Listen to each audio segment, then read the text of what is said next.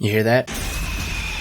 A revenant has just spawned in the arena. You stop watching the Hell Knights and Carcasses struggle to kill each other for your satisfaction, and you quickly make your way over to where the son of a bitch has decided to show his face. You pinpoint where it is, fire 2 sticky bombs at its rockets, only to have to turn back because you notice that there's now somehow a zombie behind you. And as you're preparing mentally to penetrate this poor soul with your 12-inch blade, you hear, "It's time." As you double back to finish off the Revenant with a nice glory kill, you end up dying because Blood Punch was actually initiated instead of glory kill, based on a true story.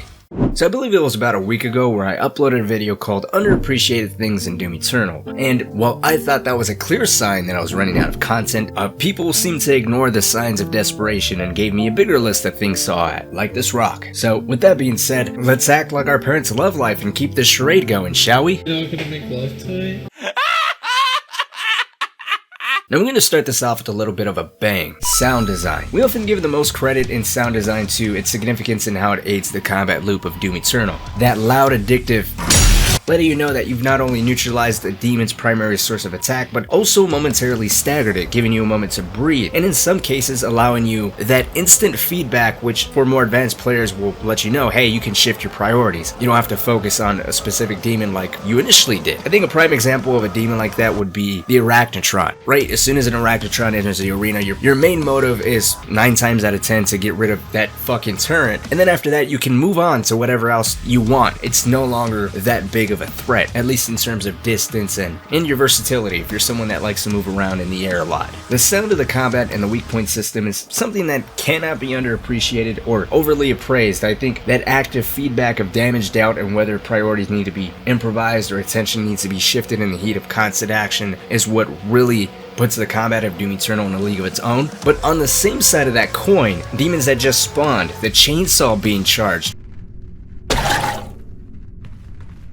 or even demon locations can all be given to you if you have a decent headset on. Hell, if you're feeling particularly blasphemous, you can actually turn the music off along with your HUD and just pay attention to all the little audio cues. Piss off the elitists and go a step further by playing Fortnite menu music over the ripping and tearing, and I promise you, they will hit the dislike button. But with a good headset, I promise you, without knowing what demons are meant to spawn next in terms of arenas and memorizing everything, like if you're doing a blind run with a good headset, you'll be able to discern a Whiplash, a Revenant, a Pinky, or if a Baron just spawned, and their location relative to where you are. And all those audio cues are just loud enough to where if you're actually paying attention, you'll instantly know when your chainsaw is ready, or when the shield mod from the chain gun is ready to be rocketed forward, because those audio cues are just a little bit louder than the actual gameplay itself. Well, the sound design is strong enough to help those who are playing with their sound off like me. Look, I got a good reason, don't judge me. Everyone wants to be a better player, right? So what I do to make myself be a little better as a person overall and everything is I turn everything off and I play with Under the Mayo on in the background berating me. Cynic, you just don't have the resources to survive some of those encounters.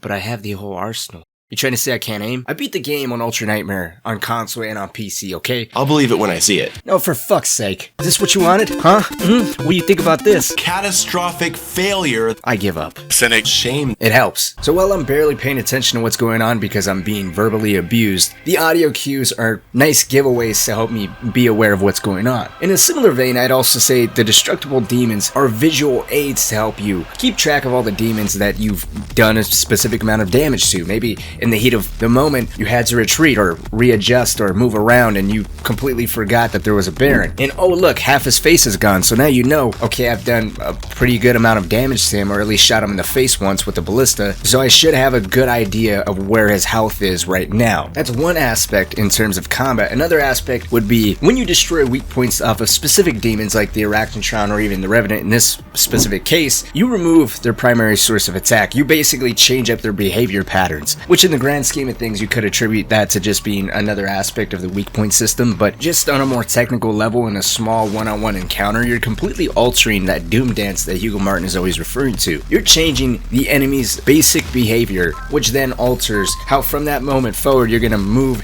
and react to that demon. They're not as big of a priority as they initially were. I would also be remiss if I didn't mention how much detail and how much trouble it really is to show flesh flying off of demons, and how much detail id Software really went into in the variations of demons. I mean, I never noticed how detailed the Doom Hunter's face is after hitting it so many times. After enough super shotgun and ballista blasts to the face, blood and flesh quickly turns into wires and cybernetics. Detail like that is there for every demon, but the Doom Hunter is one that I've never really paid that much attention to until I did this video, and it looks fucking terrifying on its last leg with all that flesh wiped away. And I would actually encourage anyone, when you're playing the game, go into photo mode and really look at the deterioration of every specific demon. That's there with every demon, but it's something that is quickly overlooked with how fast paced and how frenetic all the action is in this game. It's very easy to get lost in it.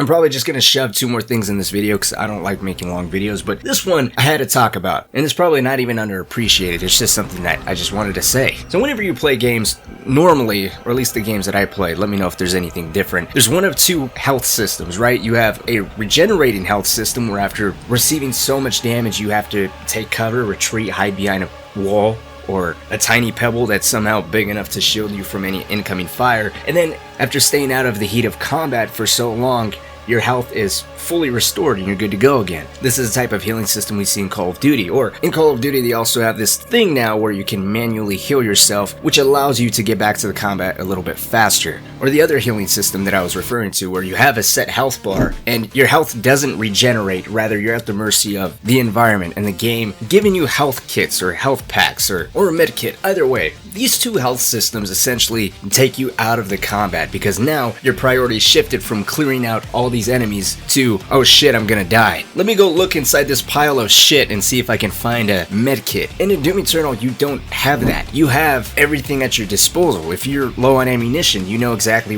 what to do and how to get it at the drop of a dime. Same with your armor, your health. Doom 2016 didn't even allow you to regenerate your armor. And I'm not saying that this is a system that's going to work in every single game. Obviously, every developer has their own creative vision for their games, and the mechanics that you have to implement, of course, have to fit that vision and make sense. But the fact that all your resources and how effectively you get those and how efficiently you get those are all at your own fingertips. And not only that, it's tied to the combat itself. The meat and potatoes of the game that everyone is there for is tied directly to your survivability, your efficiency at clearing out arenas with ammo, with armor, and with health. You're never taken out of that dopamine rush. You're never told, okay, stop shooting the demons, let's go find health really quick. And that's something that, in my opinion, has made Eternal's combat even more addictive because it all relies on you.